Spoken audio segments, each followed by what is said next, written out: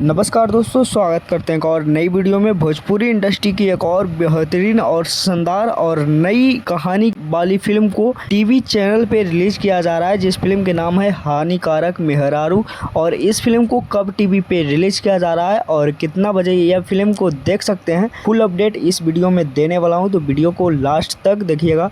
लेकिन उससे पहले जान लेते हैं कि इस फिल्म में कौन कौन लोग काम करे हैं और कौन कौन लोग नज़र आने वाले हैं। तो दोस्तों, इस फिल्म के स्टार कास्ट में नज़र आने वाले हैं रितु सिंह और महेश आचार्य, अमित शुक्ला, कंचन मिश्रा जैसे बहुत सारे दिग्गज कलाकार इस फिल्म में काम किए हैं। इस फिल्म के निर्माता हैं विनय सिंह और अंशुमान सिंह जी, और इस फिल्म के निर्देशक हैं इश्तियाक शेख बंटी जी, और इस फिल्म में संगीत लिखे हैं राजेश मिश्रा जी। साजन मिश्रा जी इस फिल्म में संगीत दिए हैं, और इस फिल्म के लेखक हैं शकील अहमद जी।